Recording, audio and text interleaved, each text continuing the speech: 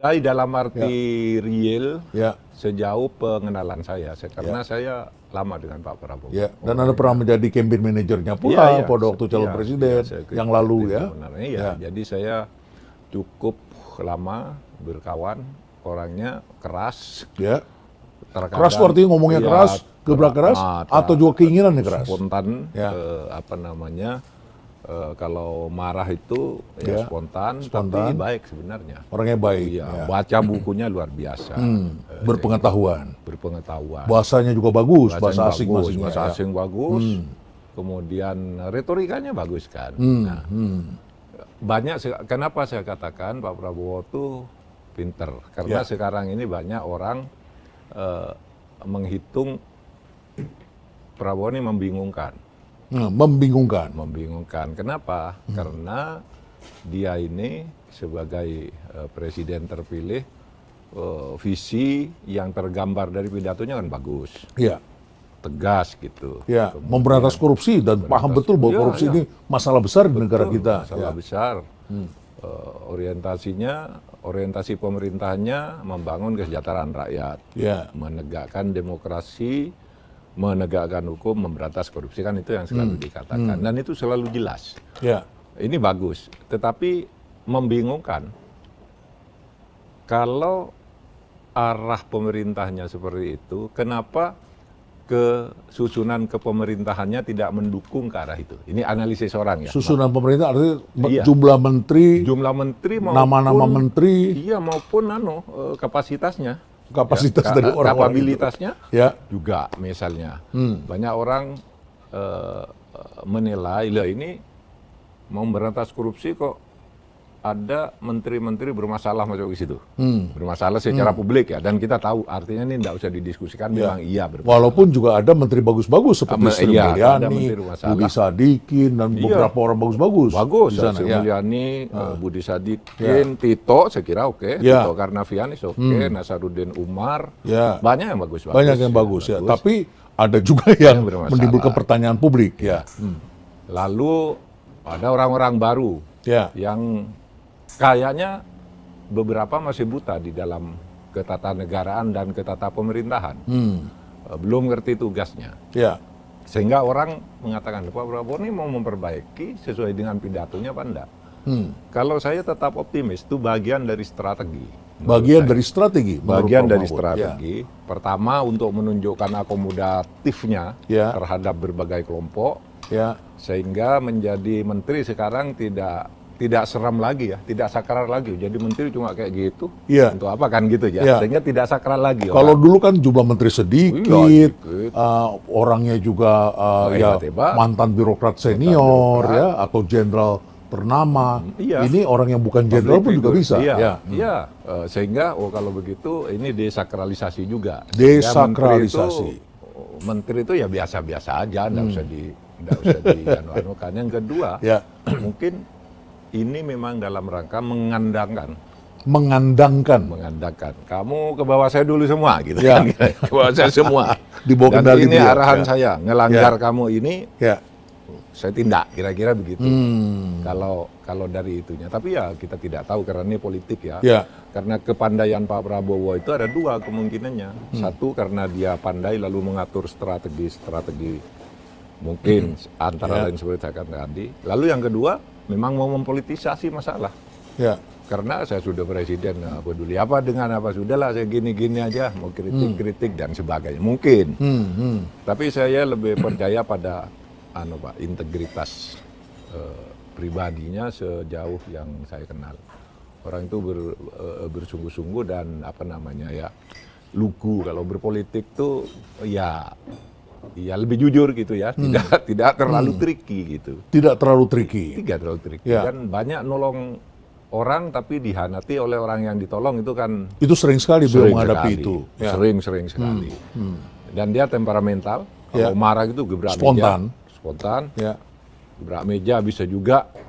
Kalau kata teman-teman, kalau di tentara dulu nendang perut, undang budet gitu. Dulu waktu masih muda. Kalau sekarang enggak lagi, tinggal gebrak meja. Tapi semua mempersaksikan bahwa Prabowo ini kalau sesudah marah, itu dipanggil tuh yang dimarahi, dikasih duit.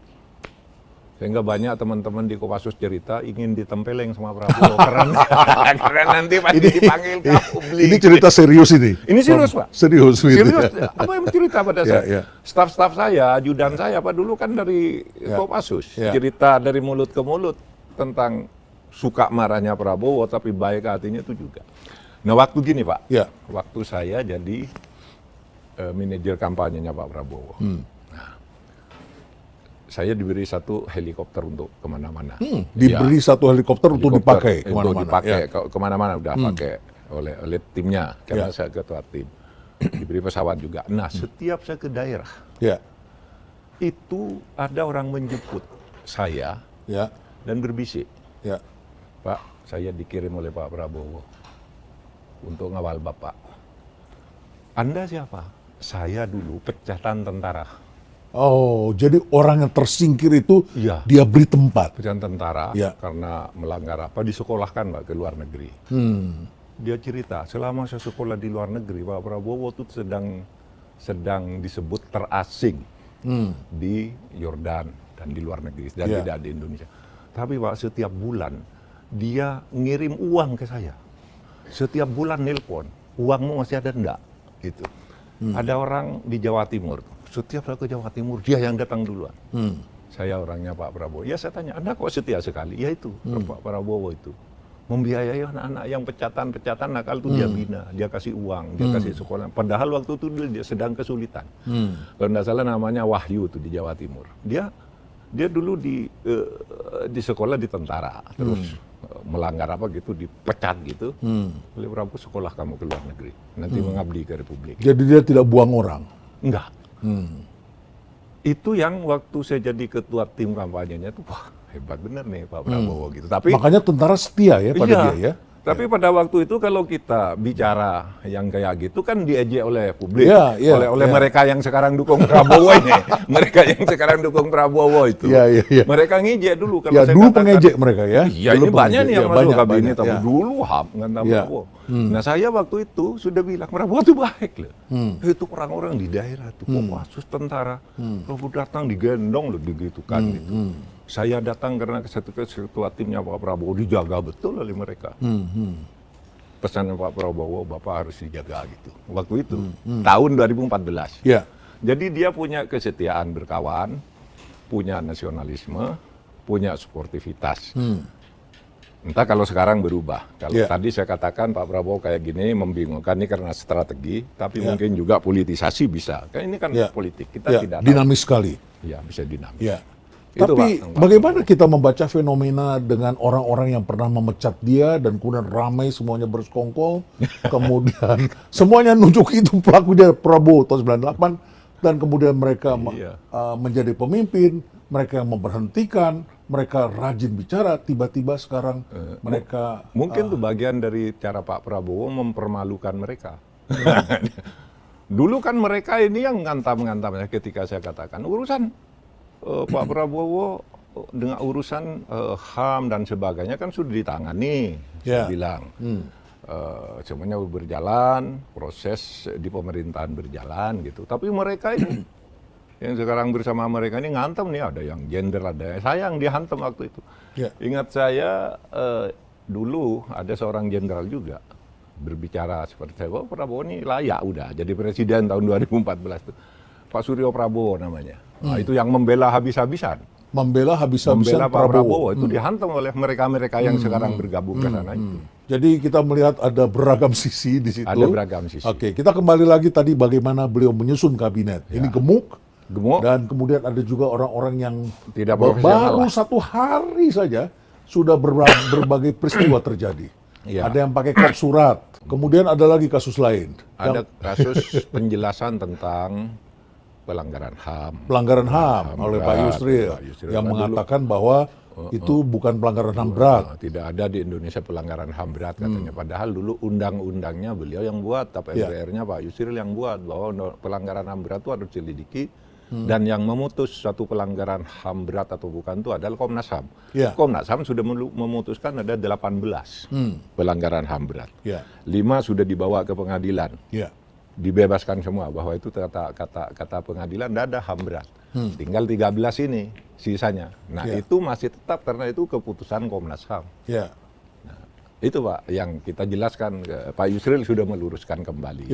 Dia bilang, saya kira saya ditanya soal genosida dan ethnic cleansing. Itu pelanggaran HAM berat, kalau itu di Indonesia tidak ada. Tapi kalau yang itu yang sudah ditetapkan oleh Komnas HAM ya pelanggaran HAM berat sudah diklarifikasi. Pelanggaran HAM berat itu mengarah kepada Prabowo atau sebetulnya tidak disebutkan siapa aktor utamanya? Tidak disebutkan. Tidak disebutkan. Misalnya peristiwa tahun 65 tidak menyebut orang.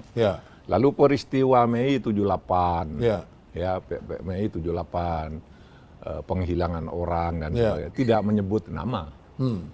Dan secara administratif Pak Prabowo tim itu sudah disidang kan? Ada yang sudah disidang. Dan seterusnya. Yang dianggap menculik, dianggap terlibat pelanggaran HAM berat sudah disidang, sudah menjalankan sanksinya. Dan saya 5 tahun Pak, 4 tahun setengah nangani masalah HAM ini. Untuk dibawa ke pengadilan itu hampir tidak mungkin. Hampir tidak mungkin karena apa? Begini. Pengadilan itu perlu bukti. Pelakunya harus jelas. Nah, kalau pelaku harus jelas, misalnya saya melakukan pelanggaran HAM membunuh sekian orang, itu harus jelas. Kalau pelanggaran HAM berat itu artinya saya memerintah secara struktural. Perintahnya dengan apa?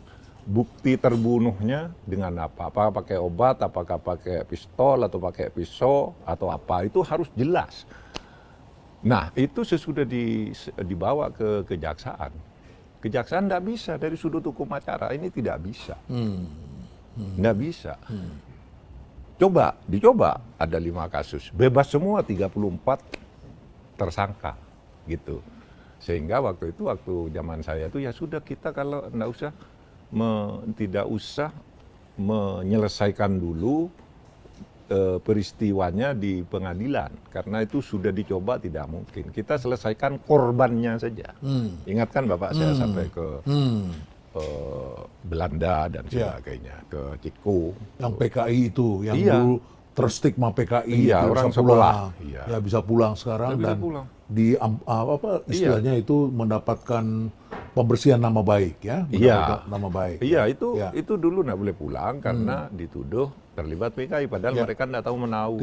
Mereka hanya disekolahkan oleh Bung Karno kan agar bisa pulang nanti. Banyak sekali tuh ke negara Indonesia. Banyak Pak, masih 134 waktu saya. Kita datangi semua, kita wari. Anda tidak salah, gitu. Anda korban, gitu. Karena kalau peristiwanya itu sendiri sejarahnya udah selesai dan awal orde reformasi kan sudah diputihkan semua tuh.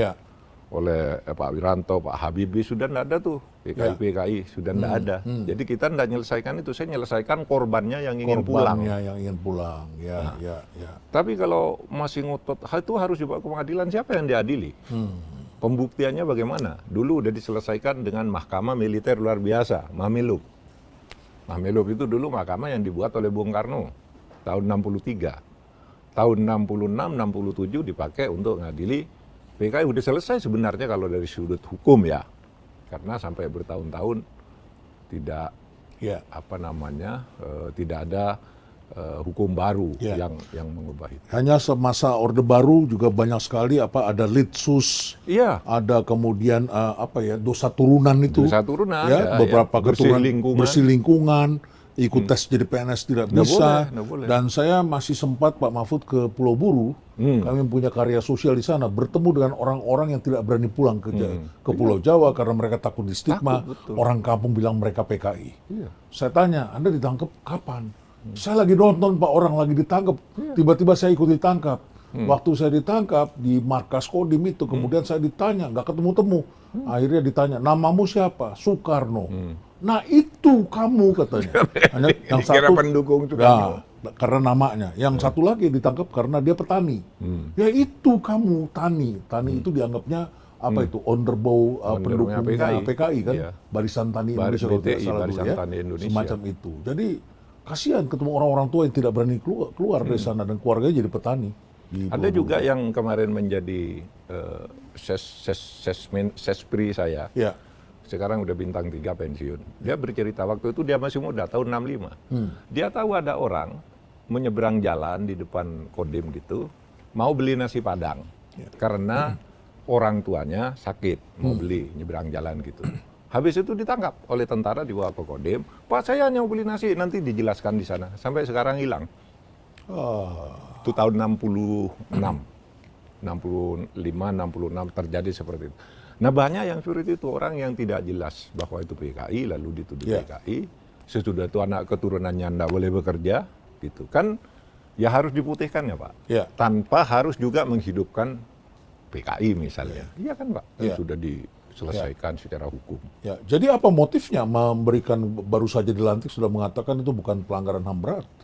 Nggak tahu, nggak tahu. Saya nggak tahu Pak Yusril kok lalu menjawab tidak ada pelanggaran HAM berat di Indonesia itu. Akhirnya harus klarifikasi. Klarifikasi. Nggak apa-apa. Ya baik ya. Tapi terima kasih Pak Mahfud meng-clear out itu, menjelaskan itu, ngangkat sehingga kemudian orang oh iya ya salah itu barangkali. Oke, ada hal lain lagi, yaitu soal soal sertifikat halal. Iya. Sampai masyarakat mempersoalkan kulkas saja harus dibikin sertifikat halal. Iya, karena negeri kita ini jadi makin lucu. Itu yang salah bukan kebijakannya, bukan aturannya. Maka saya tulis penjelasan Pak Haikal Hasan ini salah penjelasannya. Karena dia katakan pokoknya katanya semua. Iya, semua barang yang bisa diperjualbelikan, diekspor maupun impor itu harus dapat sertifikat halal. Saya bilang penjelasannya salah banget ini. Gimana kalau Bapak beli HP kayak gini? Kan bisa diperjualbelikan. Masa pakai sertifikat halal gitu? Padahal nggak dimakan juga ya. Dimakan juga. Saya bilang ini penjelasannya salah gitu. Nah itu maksud saya begini, banyak orang-orang baru yang belum paham sebenarnya. Dan berani sekali baru muncul sudah ngomong. Dan itu kan menjadi beban pemerintahan. Jadi orang restoran di hotel apa itu lalu bertanya-tanya gitu. Meskipun mungkin maksudnya bukan itu ya, tetapi banyak orang ini gimana sih kok malah mempersulit. Saya kalau itu dikatakan diambil dari ajaran Islam aja nggak nyulit-nyulitkan begitu bagi umat, kok malah ini pemerintah malah buat gitu. Makanya terus saya kenapa nggak dibikin itu saja Pak Mahfud? Ini saya maaf ke belakang ya. Pak Mahfud sebagai seorang yang sangat paham mengenai agama dan Anda sering memberi penjelasan, kenapa tidak hanya barang yang haram saja diberikan sertifikat tidak halal? Itu kan lebih mudah, jumlahnya tidak begitu banyak. Kenapa tidak spesifik di situ? Itu yang harus mendapat sertifikasi. Iya, mestinya ya. Saya tidak paham waktu itu. Jadi karena yang lebih banyak dibutuhkan dan akan dibeli itu mungkin ya, yang halal, maka yang diberi aja sertifikat halal semua. Tetapi Pak, itu sulitnya bukan main dan tidak ada loh yang menjamin bahwa sertifikasi itu benar. Karena itu semua produk sampai ke desa-desa, alat ujinya enggak ada. Iya tuh Pak, bahwa ini halal, haram itu kan harus perlu keahlian, ahli kimia, ahli apa ya tuh Pak. Dan produk berkembang terus sepanjang hari. Itu kan menyulitkan sebenarnya. Dan biayanya lumayan besar. Kalau saya tuh sering bergurau, kenapa sih orang nggak niru Gus Dur saja gitu? Gimana? Kita kalau nggak tahu bahwa itu haram atau halal, itu halal artinya. Gitu.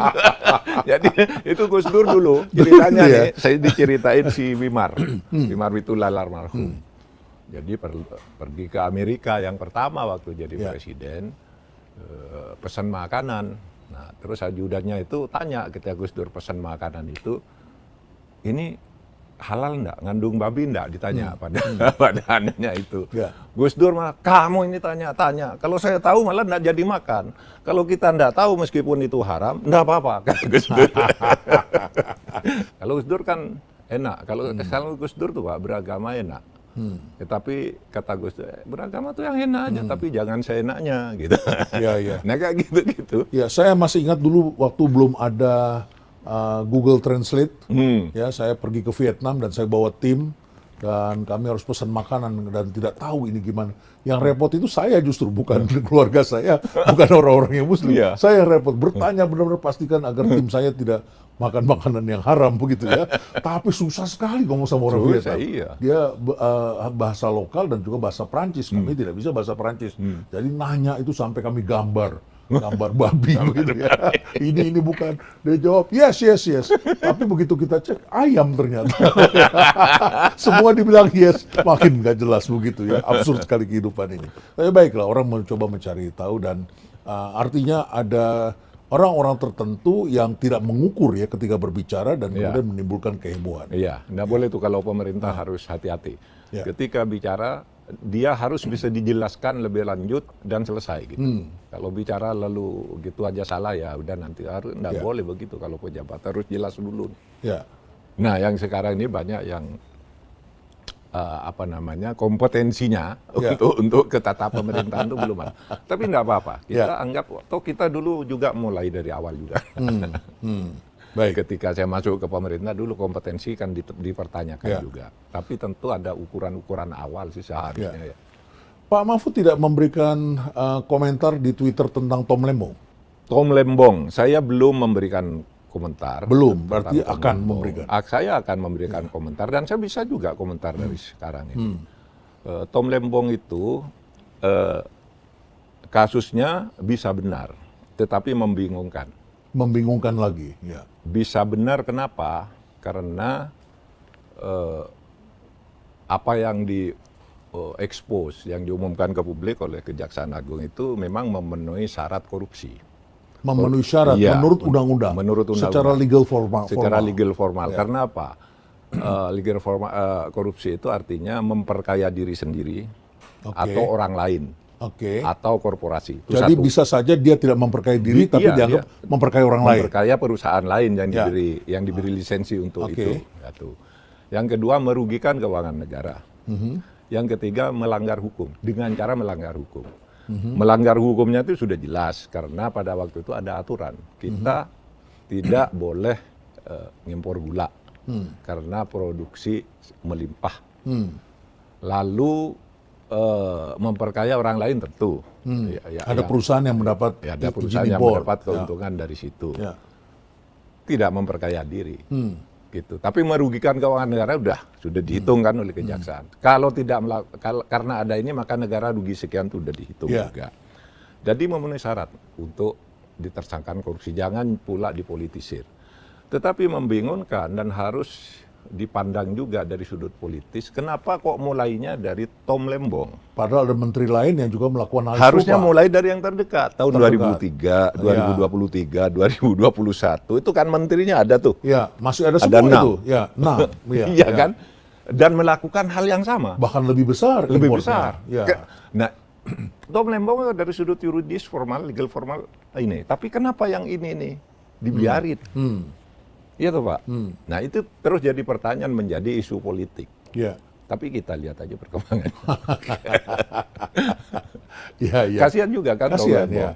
Dia nggak dapat apa-apa karena dia kan ukurannya bukan birokrasi bukan birokrasi perundang-undangan, dia kan di swasta. Selama ini ingin cepat kan, kalau swasta cepat, efisien. Tapi pihak yang ditangkap dan melakukan impor itu adalah PT PPI dan itu adalah BUMN. Kalau itu BUMN, berarti itu boleh. Cuma kebolehannya begini, harus BUMN dan dalam keadaan kita butuh gula. Nah, pada saat itu kan katanya melimpah. Bahkan konon menurut kesaksian anggota DPR itu ketika Tom Lembong mengatakan ini kan mengumumkan di DPR, nanti pada saat panen gula, panen tebu, kami akan ngimpor gula. Dan harganya kan yang lokal 13, lalu yang impor ini dijual 16. Sehingga yang ini masyarakat rugi gitu. Ini penjelasan anggota DPR yang pada tahun 2014 tuh rekamannya dikeluarkan lagi sekarang bahwa dia bicara begitu saat itu. Tom Lembong itu. Petani dirugikan. Petani dirugikan. Nah, ini bisnis gula memang manis sekali dan gulanya manis. Ya, dan banyak membuat dunia pangan kita carut marut karena hal-hal seperti ini.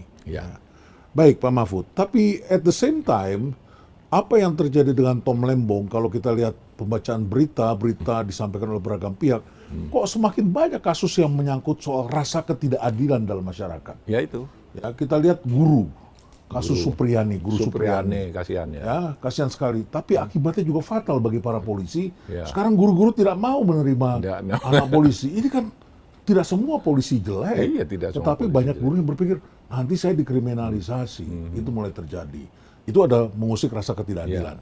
Kemudian banyak kasus lah, sejak kasusnya Vina dan lain sebagainya, kita bisa sebutkan ketidakadilan. Tapi saya berpikir ini adalah penyebabnya adalah aparat-aparat kita yang serampangan. Tapi aparat kita yang serampangan. Ternyata kemudian polisi pun juga mengalami ketidakadilan oleh sesama polisi. Bagaimana ini Pak Mahfud? Bagaimana kita ingin menegakkan rasa keadilan di masyarakat? Kan rasa keadilan ini sebagai perekat kebangsaan kita, persatuan kita. Kalau tidak ada keadilan kan terorisme jadi marak, korupsi jadi marak, rakyat pun akan mengadili dengan caranya sendiri. Salah satu menurut saya prestasi ya. Kalau mau tentu ada prestasi. Prestasi yang dicatatkan oleh Pak Jokowi itu radikalisme menyurutkan selama 5 tahun terakhir. Teror juga berkurang. Kalau dulu bom apa itu ini berkurang. Berhasil diatasi. Jadi radikalisme, pluralisme itu berkembang dalam 5 tahun terakhir ini. Tapi memang korupsi dan backing-backingan, ugal-ugalannya aparat itu masih banyak gitu. Tumbuh lagi. Meskipun saya tahu dalam catatan saya Pak Jokowi, ya pada awal-awal pemerintahan itu sungguh-sungguh. Karena saya waktu itu misalnya di Kejaksaan waktu itu ada satu lembaga namanya PIM4D, Panitia Pendamping Pembangunan Daerah. Sebelum membuat anggaran sebuah proyek, konsultasi Kejaksaan, ya Pak ya, agar Anda tidak korupsi. Wah ini berlaku kan bagus nih tujuannya. Tapi di dalam banyak kasus, orang mau korupsi itu minta izin ke jaksa. Ini sudah diperiksa oleh Kejaksaan, sehingga mau dikorupsikan tuh nggak bisa, ini sudah ada Kejaksaan dari PIM4D. Nah itu saya lapor ke Pak Jokowi, Pak PIM4D ini bagus. Tapi ada masalah, sering disalahgunakan oleh beberapa kejaksaan. Kasusnya ada yang sudah masuk pengadilan. Gimana menurut Pak Mahfud? Dibubarkan aja. Saya bilang ke kejaksaan, dibubarkan, iya. Saya lapor lagi Pak Jokowi, Pak, kejaksaan belum merespon tuh. Dipanggil kejaksaan seluruh Indonesia bersama Jaksa Agung. Hari ini saya perintahkan bubarkan PIM4D. Itu maksud saya, komitmen Pak Jokowi. Di awal-awal itu ya. Lalu bagaimana perintahnya yang sangat luar biasa di Bali ya, ketika dia berpidato bicara ke publik bilang gini Pak Jokowi, saya perintahkan Panglima,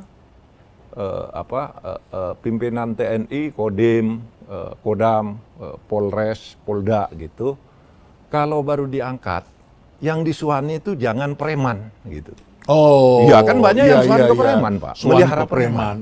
Itu pidato Pak Jokowi luar biasa.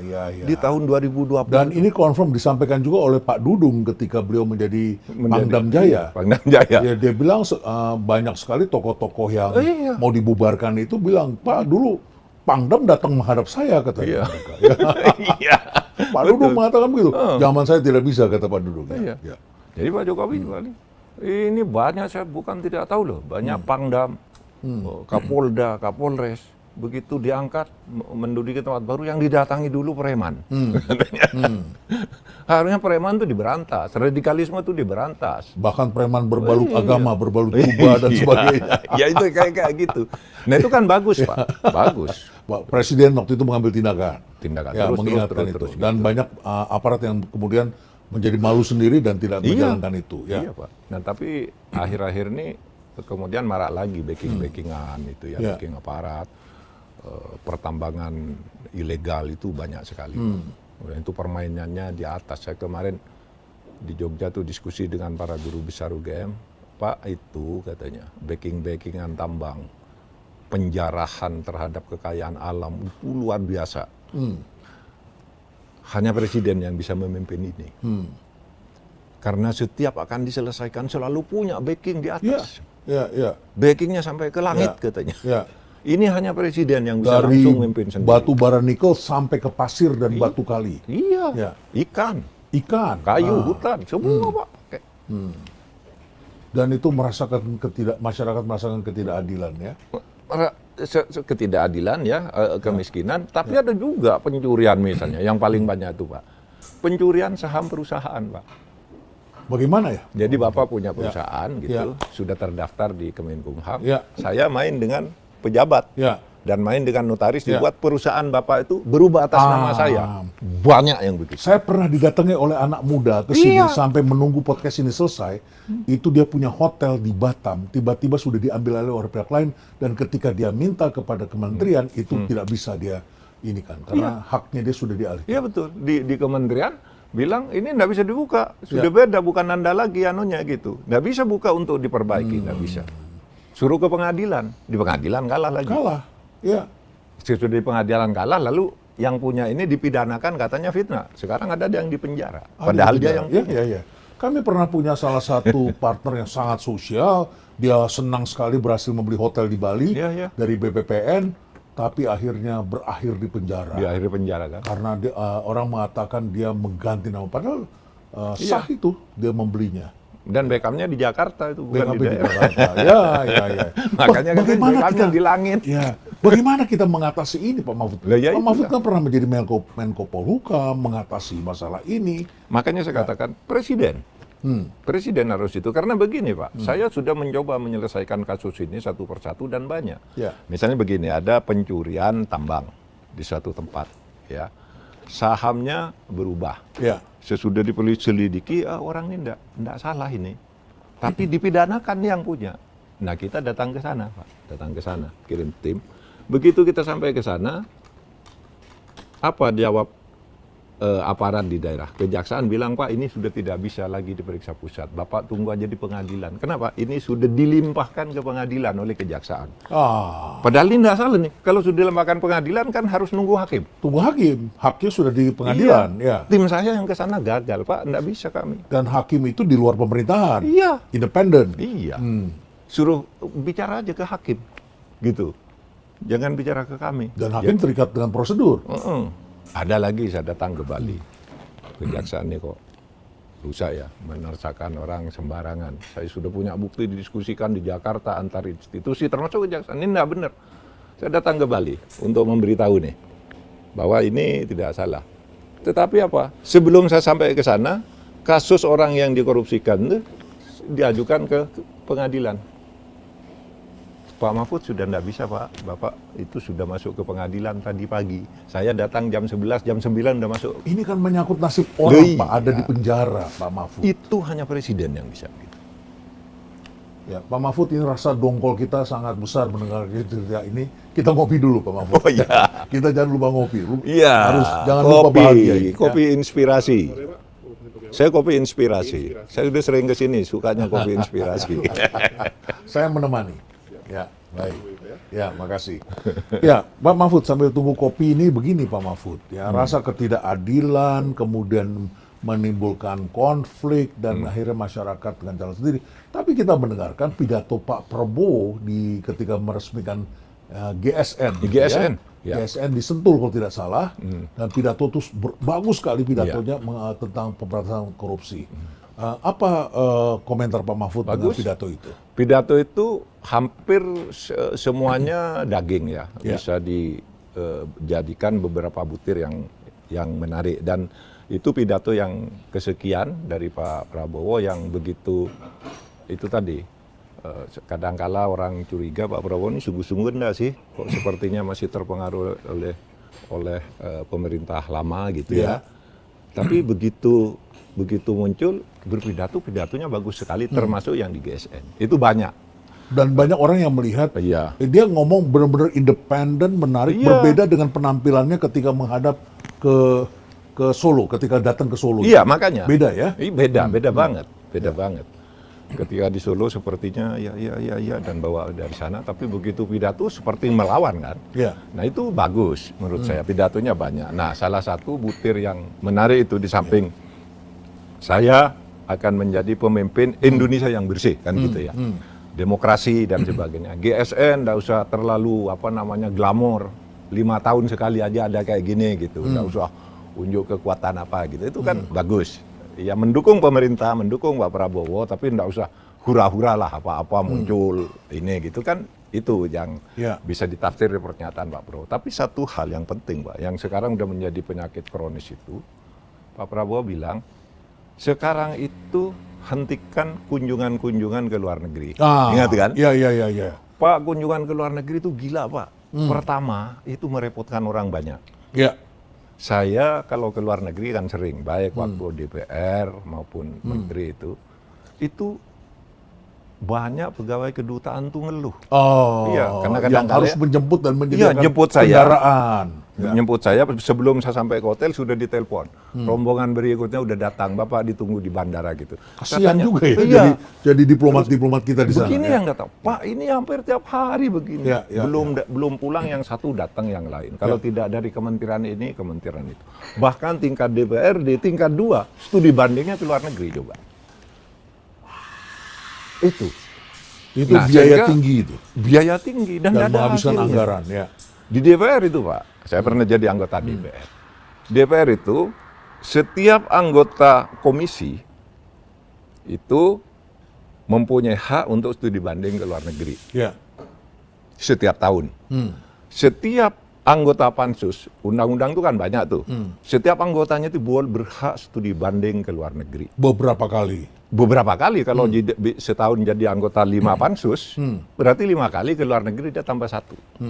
Itu sejak saya di DPR dulu, sehingga pernah terjadi waktu saya dulu kan ada Undang-Undang Nomor 8 tahun 2007 ya, Undang-Undang Pemilu. Itu saya anggota pansus Pak. Ya. Tahun 2007, 2008 saya sudah pindah ke MK, jadi ketua MK. Mengagetkan dari DPR datang surat, Bapak mau ke luar negerinya kemana? Apakah mau ke Perancis, mau ke Amerika? Ini apa? Saya bilang, ini pansus pemilu Pak. Loh, undang-undangnya sudah disahkan kok, sekarang mesti dibanding apa? Ini hak Pak katanya. Ini upah ini sebetulnya. Iya, dia nggak hak, jadi undang-undangnya sudah disahkan. Iya. Udah jadi undang-undang. Ya. Bapak dulu studi banding. Yang kirim surat itu nggak tahu bahwa saya sudah ke MK. Ya. Saya dikira sudah studi banding, sudah selesai undang-undangnya. Ini anggota DPR kalah pintar dengan Bahlil lah. Pak Bahlil itu konsultasi dengan seorang peneliti dari Harvard.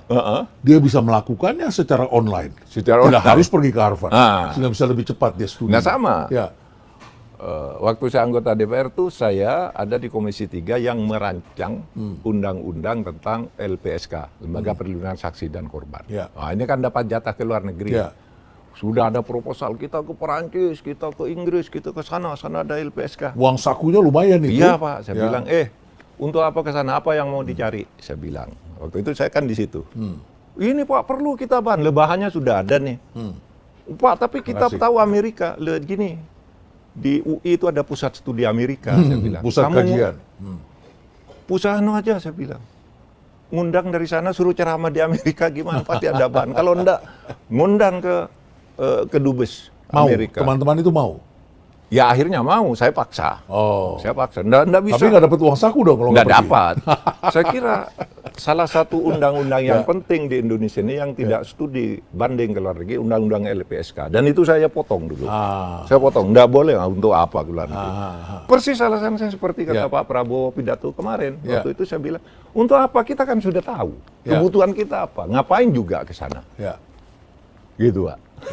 Jadi pinter ya orang cari cara supaya dapat keluar uang lebih banyak buat negara ini, keluar duit banyak. Jadi sebenarnya negara ini kalau bisa kalau mau menghemat sebenarnya banyak. Banyak banget Pak. Banyak cara kita menghemat. Saya percaya pada Hasim Hasim Joyo Hadikusumo. Prabowo itu sudah bisa memenuhi, pasti bisa memenuhi janji programnya. Makan siang gratis, naikkan gaji guru. Uangnya dari mana? Kata orang. Hasim bilang, uangnya dari korupsi itu ditutup sekarang. Itu salurkan ke situ. Kalau korupsi itu ditutup, beres semua itu. Saya diceritakan oleh kawan-kawan saya di Kementerian Keuangan bagaimana LPDP didirikan. Itu karena Sri Mulyani berhasil menghemat dan menyimpan sisa anggaran itu kemudian dipisahkan untuk mengembangkan pendidikan di Indonesia. Sehingga banyak yang bertanya, kok ini beasiswa yang ngatur Menteri Keuangan bukan Mendikbud begitu ya. Karena dia pegang anggaran dan dia gunakan itu untuk memperbaiki human capital kita. Mudah-mudahan bisa baik dan baik. Tapi saya tetap percaya ini Pak. Salah satu kunci penting untuk membuat Indonesia maju itu memang penegakan hukum dan keadilan, Pak. World Bank kan bilangnya aset negara yang terbesar itu adalah penegakan hukum dan keadilannya. 44% ya. 44% itu aset negara hukum. Yang lain itu kecil-kecil. Kalau hukum Anda beres, yang lain beres. Yang lain beres, ya. Iya. Yang lain kan ada kecil-kecil. Pak Mahfud, kan di Indonesia ini kental sekali, banyak sekali orang yang mau jadi menteri ini karena privilege. Iya. Saya pun sering ditanya, Pak Renald kok nggak jadi menteri? Saya pikir, apa iya semua orang cita-citanya harus jadi menteri begitu ya? Selain ada garis tangan, tentu saja ya tidak semua orang juga harus jadi menteri kan Tidak begitu semua ya. orang harus jadi Tapi mengapa di Indonesia banyak sekali orang yang punya keinginan dan mendorong dirinya ke sana, dan ketika di kabinet kita sering mendengar itu ada namanya bohir. Katakanlah ada orang yang kemudian mendekati dan selalu mengatakan sini aja, sini aja, sini aja. Itu sudah kita dengar dari zamannya SBY dulu, ada salah satu orang almarhum yang bolak-balik di depan rumahnya Pak SBY minta supaya dia jadi menteri begitu ya. Akhirnya itu juga ya udah kau di sini aja lah begitu ya. Tapi ada juga yang kemudian cari sponsor, dia lihat ini, wah ini siapa ya, bohir yang paling kuat ya. Disebutlah beberapa nama, sudah jadi rahasia umum lah. Ya, tapi saya tidak elok menyebut nama-nama mereka di sini. Kita udah tahu juga. Ya, udah tahu juga itu ya. Nah, ya itu. Ya. Saya baru mendengarkan seminar online-nya Jeffrey Winter ya. Kira-kira begini, kenapa orang pada ingin jadi menteri, terutama lalu berkolusi dengan pengusaha, karena jabatan kekuasaan itu bisa membeli uang bisa membeli jabatan gitu, sehingga ini jadi double impact. Double impact. Kalau Anda ingin dapat uang, Anda punya kekuasaan. Kalau Anda ingin punya kekuasaan, Anda punya uang. Sehingga ini kata si Jeff, mungkin itu jawaban teoritisnya paling. Dan ada juga pengusaha yang semangat ke sana, padahal ketika dia menjadi anggota kabinet malah perusahaannya malah hancur. Pak Mahfud kita ngopi dulu. Iya, Pak. Saya dengar cerita Pak Mahfud dari beberapa orang. Junior saya CT Hairul Tanjung pernah mengatakan, nggak mau lagi saya jadi menteri katanya. Kalau saya perusahaan saya nggak keurus katanya begitu ya. Terus kemudian ada lagi kawan saya yang lain yang juga mengatakan hal sama. Bahkan saya dengar Ibu Susi juga setelah itu nggak sempat, ketika jadi menteri tidak sempat urus Susi Air-nya begitu ya. Dan sebagainya. Padahal dulu Susi Air itu berjaya sekali. Ini yang saya dengar begitu ya. Kan tidak, sebetulnya ya orang punya pilihan, punya tempat, dan buat jadi apa juga mengambil langkah penjelasan lain atau pembanding dari penjelasannya Jeffrey tadi, bahwa kekuasaan bisa menghasilkan uang menghasilkan bisa uang. memperbesar itu bagi orang yang serakah. Tapi bagi ada orang yang ingin eksistensi dan peran dirinya itu bermakna bagi masyarakat, sehingga jadi menteri itu berarti bagi dia daripada kaya, kan kira-kira gitu. Orang-orang seperti Bu Susi kira-kira kayak gitulah. Untuk apa jadi menteri? Ya baik Pak Mahfud, tadi kita bicara Pak Prabowo pandai, dia sedang berupaya seperti ini. Kalau saya melihat semacam ada keraguan-keraguan di masyarakat, ada kalanya adalah karena melihat kok jumlah anggota kabinetnya masih sebagian besar masih orangnya Pak Jokowi. Sehingga kemudian timbullah isu di masyarakat bahwa ini adalah kabinetnya Pak Jokowi. Apakah nyaman seorang presiden kalau dikatakan demikian? Pasti tidak nyaman. Pasti tidak nyaman lah kalau dikatakan demikian.